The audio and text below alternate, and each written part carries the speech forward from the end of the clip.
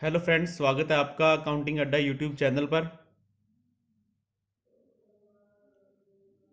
आज बॉन्ड के अंदर नेक्स्ट टॉपिक्स देखेंगे।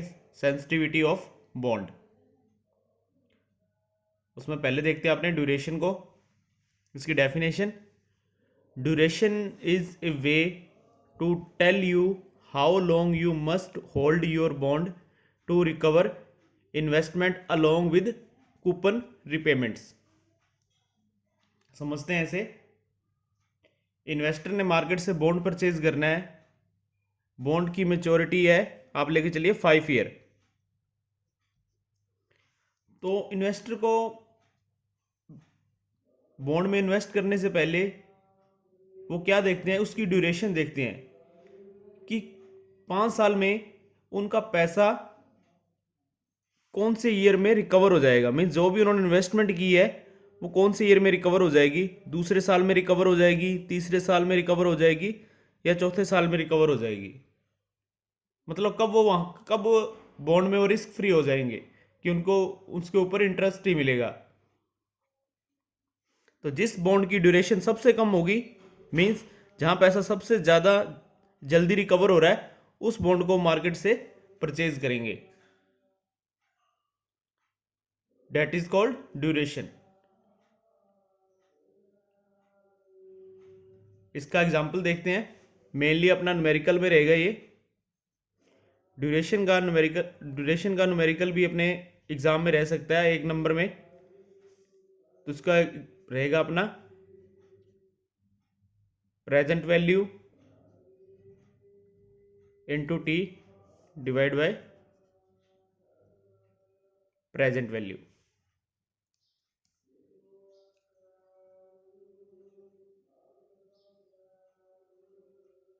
फिर नेक्स्ट आगे चलते हैं अपने मॉडिफाइड ड्यूरेशन।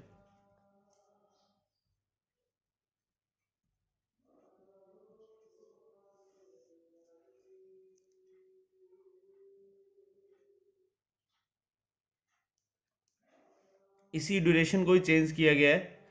इसका जो नया रूप है वो है मॉडिफाइड ड्यूरेशन। ड्यूरेशन जो भी प्राइस चेंजेस थे उनको एक्यूरेटली कैलकुलेट नहीं करता था, तो उसके लिए मॉडिफाइड ड्यूरेशन को लाया गया।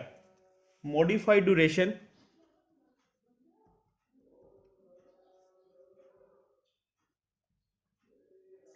Is a better measure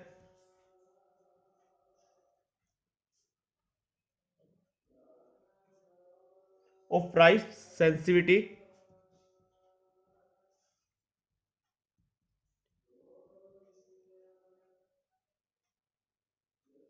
of bond prices.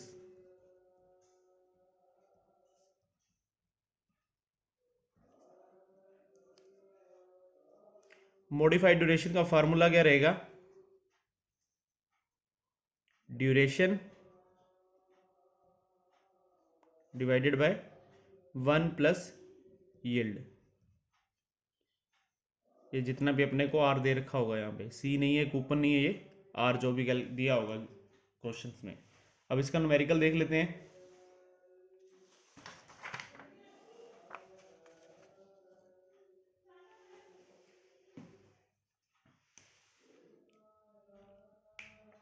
The face value of a bond is ₹5,000। It's coupon rate is 8% and time और maturity is 5 year. If the YTM is 9%, calculate modified duration. ये एक ही question के अंदर मैं आपको duration और modified duration के बारे में बताऊंगा। क्वेश्चन थोड़ा सा लेंथी रहेगा। एग्जाम में या तो आपसे मॉडिफाइड ड्यूरेशन पूछेगा या ड्यूरेशन के बारे में पूछेगा। और मॉडिफाइड ड्यूरेशन के बारे में जब भी पूछेगा वो ड्यूरेशन निकाल के ही आपको वैल्यू पुट करने के लिए बोलेगा। अब अपने देखते हैं, अपने को कैलकुलेट करना है। यहाँ पे अपने को फेस वैल्यू दे रखी है 5,000, मेच्योरिटी दे रखी है, टेनर दे रखा है 5 ईयर, सी दे रखा है आपको 8% कूपन रेट ऑफ इंटरेस्ट, और आर यील्ड बोले तो 9%।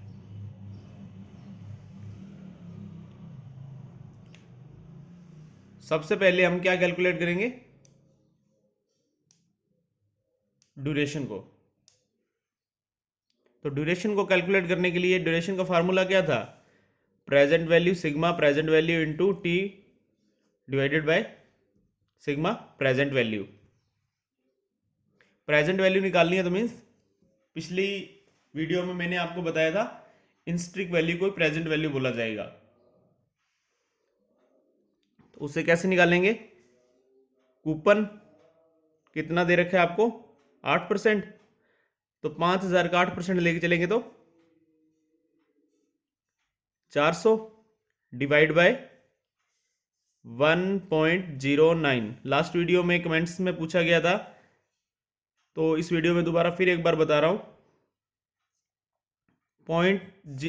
इसको 1.09 क्यों लिखा है, क्योंकि रेट ऑफ इंटरेस्ट आपका 9 है, उसे डिवाइड करेंगे 100 से तो वो कितना रहेगा 0.09। तो उसे यहाँ पे ऐड कर रहा हूँ। पहले साल के लिए 1 ईयर, फिर सेकंड ईयर में 400 डिवाइड बाय 1.09, 2 ईयर के लिए 2, थर्ड ईयर पर 400 डिवाइड बाय 1.09, तीसरे साल पे है तो 3, 400 डिवाइड बाय 1.09 4। अब फिफ्थ ईयर में क्या रहेगा, coupon plus face value. Face value और कूपन दोनों को ऐड करेंगे, 5,000 और 400, 5400 डिवाइड बाय 1.09 की पावर 5। इसे सॉल्व करेंगे अब।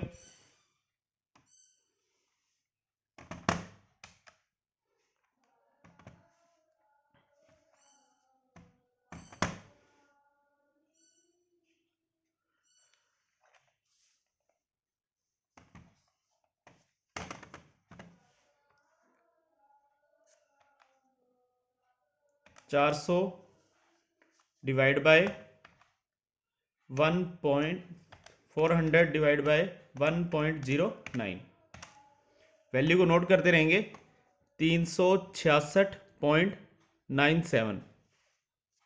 नेक्स्ट वैल्यू कैलकुलेट करेंगे अपने 336.67।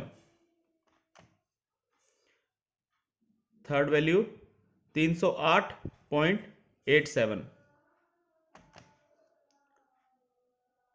नेक्स्ट वैल्यू अपनी 283.37। Last value 5400 divide by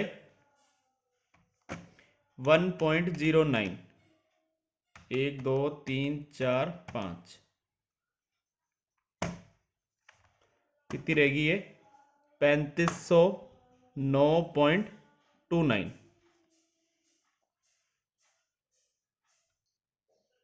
3509.62 sorry.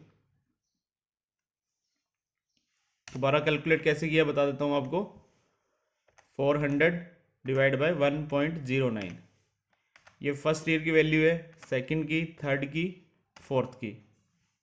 फिर फिफ्थ की निकालने के लिए 400 डिवाइड 5400 डिवाइड बाय 1.09, पाँचवें साल में है 3 4 5, 3509.62।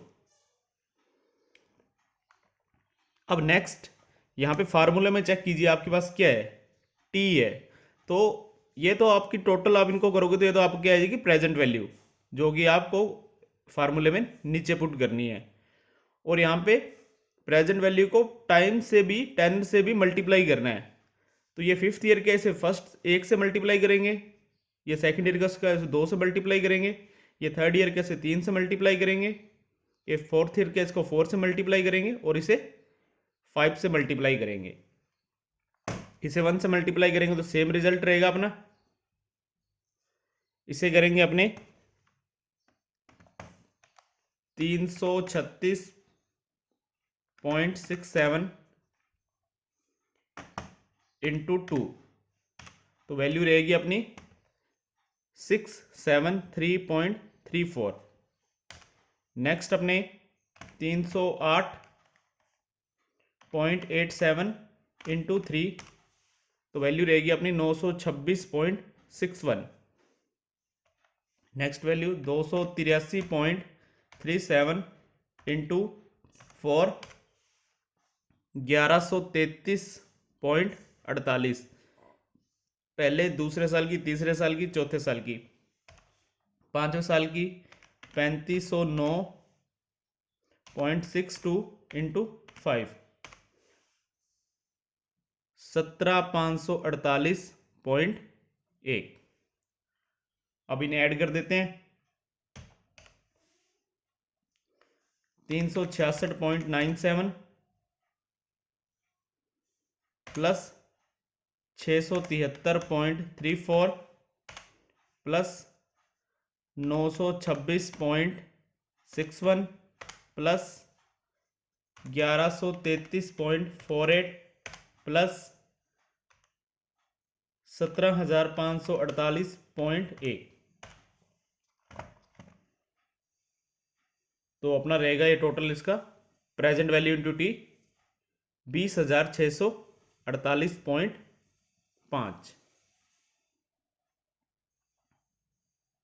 अब प्रेजेंट वैल्यू को जोड़ लेते हैं। ये जो ऊपर प्रेजेंट वैल्यू निकाली थी 366.97 प्लस 336.67 प्लस 308.87 प्लस 283.37 प्लस 3509.62। तो प्रेजेंट वैल्यू अपनी रहेगी 4805.5। तो ड्यूरेशन कैलकुलेट करते हैं। यहाँ पे डी 20,648.5 डिवाइड बाय 4805.5। तो ड्यूरेशन अपनी जो रहेगी वो रहेगी आपकी 4.296। तो मीन्स इसे मैं लिख लेता हूँ 4.30। एक बार दोबारा बता देता हूँ क्वेश्चंस को, फिर इसकी मॉडिफाइड ड्यूरेशन निकालते हैं। क्वेश्चंस के अंदर देखो अपने को मॉडिफाइड ड्यूरेशन कैलकुलेट करनी थी, और मॉडिफाइड ड्यूरेशन कैसे कैलकुलेट होगी, पहले अपने को ड्यूरेशन निकालना पड़ेगा। ड्यूरेशन कैसे निकालना है अपने को, पहले सभी की प्रेजेंट वैल्यू निकालनी है। प्रेजेंट वैल्यू तो इंस्ट्रिक वैल्यू पहले मैंने आपको निकालनी बताई हुई है। फर्स्ट ईयर की निकाल ली, सेकंड की निकाल ली, थर्ड की निकाल ली, फोर्थ की निकाल ली, फिफ्थ की निकाल ली। ये तो आ गई आपकी प्रेजेंट वैल्यू। इसे आप यहाँ पे ऐड कर लोगे, क्योंकि उसकी वैल्यू की यहाँ उस वैल्यू से ही जो ऊपर वैल्यू आएगी उसे डिवाइड करना है। तो प्रेजेंट वैल्यू अपनी क्या रहेगी, सभी को ऐड करेंगे इन्हें, तो रहेगी अपनी 4805.5। ऊपर भी अपने को प्रेजेंट वैल्यू और उसे टाइम से मल्टीप्लाई करना है। तो ये वैल्यू फर्स्ट ईयर की थी, इसे फर्स्ट से मल्टीप्लाई की है। ये वैल्यू सेकंड ईयर की थी, इसे सेकंड से मल्टीप्लाई की है। ये वैल्यू थर्ड ईयर की थी, इसे थर्ड से मल्टीप्लाई की है। और ये वैल्यू फोर्थ ईयर की थी, इसे फोर्थ से मल्टीप्लाई की है। फिफ्थ ईयर की थी, इसी फिफ्थ ईयर की थी, और इसे 5 से मल्टीप्लाई किया है। तो मीन्स इन्वेस्टर को क्या पता लगा यहाँ पे कि उसका पैसा कब रिकवर हो जाएगा, 4 साल और कुछ महीने में उसका पैसा रिकवर हो जाएगा। और उसकी देखो मेच्योरिटी कितनी थी, 5 ईयर, और उसके बाद जो भी पीरियड होगा वहां पे उसे अलग से जो भी मुनाफा है वो मिलेगा। अब देखो यहां से अब अपने मॉडिफाइड ड्यूरेशन निकालते हैं। मॉडिफाइड ड्यूरेशन का फॉर्मूला क्या था, duration divide by 1 plus yield. Duration आपकी आ गई है 4.30 और यील्ड आपको दे रखा है पहले से ही 1.09। 4.30 डिवाइड बाय 1.09।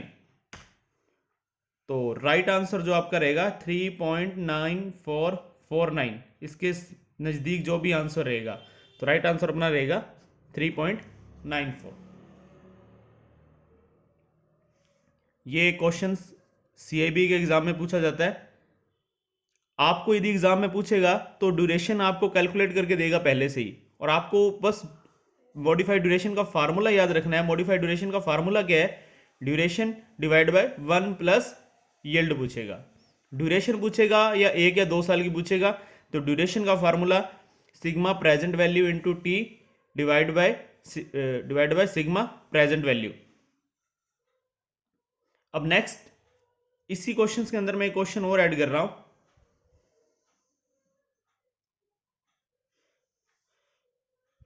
समटाइम्स क्वेश्चन पूछ लिया जाता है, इसी क्वेश्चन में ऐड नोट करके चलते हैं अपने, कि अगर ये वाइटियम है ये 1% इंक्रीज हो जाए तो बॉन्ड की प्राइस परसेंटेज में क्या चेंज होगा। तो मीन्स ये 9 से मीन्स कितना हो जाए, 10 हो जाए। तो अपने को क्या फार्मूला किस अकॉर्डिंग निकालना है, percentage change in the bond modified duration into percentage change. तो मॉडिफाइड ड्यूरेशन जितनी भी आएगी इस क्वेश्चन में लेके चले 3.94, 1% चेंज हुआ है तो 0.01 से इसे मल्टीप्लाई कर देंगे तो लगभग अपना आंसर रहेगा 3.90। इसे 1 से मल्टीप्लाई करेंगे 3.94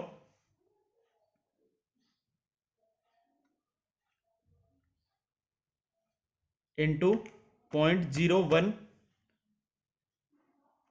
तो अपना रहेगा लगभग 0.0394। तो मीन्स लगभग जो अपना आंसर रहेगा 0.390 रहेगा यहां पे। अब इसी चैप्टर में नेक्स्ट देखते हैं अपने, थोड़ा सा देख लेते हैं बॉन्ड थ्योरम के बारे में। एग्जाम में पूछेगा नहीं बट जो हाफ नंबर की क्वेश्चंस हैं अपने वहां पे पूछा जा सकता है। नॉर्मली जो भी इंपॉर्टेंट है वो भी बताऊंगा मैं आपको। बॉन्ड थ्योरम,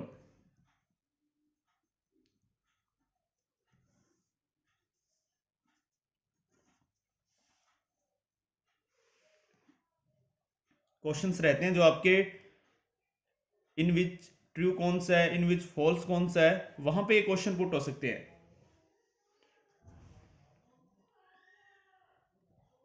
बॉन्ड और इंटरेस्ट रेट, कूपन की बात नहीं कर रहे, इंटरेस्ट रेट, ये इनवर्सली रिलेटेड रहते हैं एक दूसरे से। अगर इंटरेस्ट रेट इंक्रीज हो गया तो बॉन्ड की वैल्यू क्या होगी, कम होगी। अगर इंटरेस्ट रेट कम हो गया तो बॉन्ड की वैल्यू बढ़ जाएगी। ये क्या एक दूसरे से इनवर्सली रिलेटेड है। फिर सेकंड चलते हैं अपने नेक्स्ट आगे।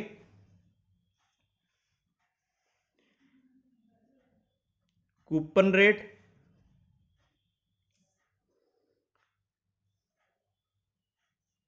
Interest rate.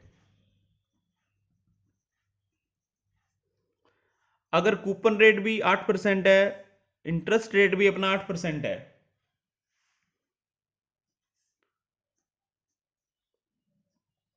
तो बॉन्ड की वैल्यू फेस वैल्यू जितनी रहेगी या पार वैल्यू के इक्वल रहेगी। बॉन्ड वैल्यू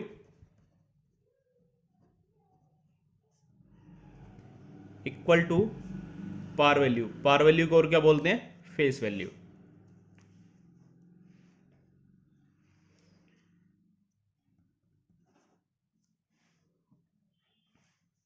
कूपन इंटरेस्ट, अगर कूपन रेट इंटरेस्ट रेट से ज्यादा है तो क्या होगा, बॉन्ड वैल्यू ग्रेटर देन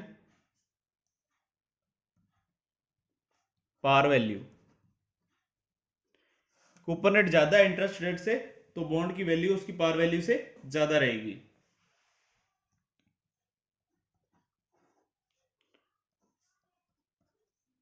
अगर कूपन रेट इंटरेस्ट रेट से कम है तो bond value lower than par value.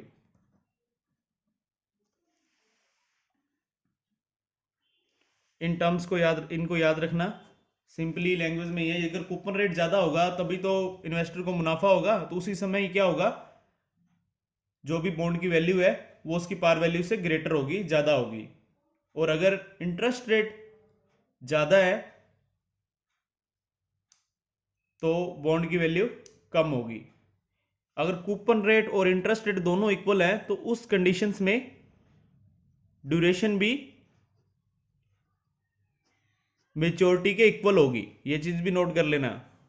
अगर कूपन रेट और इंटरेस्ट रेट दोनों इक्वल है तो उस केस में ड्यूरेशन और मेच्योरिटी दोनों भी सेम ही होंगे।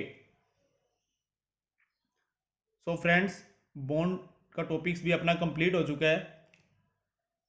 लगभग 1 महीने का टाइम बचा है अपने पास। 1 महीने के टाइम के अंदर आपको प्रिंसिपल, लीगल और अकाउंटिंग तीनों सब्जेक्ट्स करने हैं। सो फ्रेंड्स, जितना मैं करवा रहा हूँ आपको, आप अकाउंटिंग में इस वीडियो के अलावा अलावा आप अगर आप नोट्स बना रहे हो और उसे दिन में एक बार रिवाइज भी कर रहे हैं तो आसानी से आपके 60+ नंबर आसानी से गेन कर सकते हो आप। मतलब पूरा का पूरा टाइम आप अब प्रिंसिपल और लीगल को दे सकते हो। सो फ्रेंड्स, वीडियो अच्छी लगी हो तो लाइक करना, कमेंट्स करना, कमेंट बॉक्स में जो भी आपका क्वेरी हो वो बताना वहाँ पे, और चैनल को सब्सक्राइब करना। फ्रेंड्स, बैंकिंग ग्रुप के अंदर ज़्यादा से ज़्यादा शेयर करना ताकि हर स्टूडेंट्स के पास ये वीडियो पहुँचे। सो फ्रेंड्स, मिलते हैं नेक्स्ट वीडियो पर।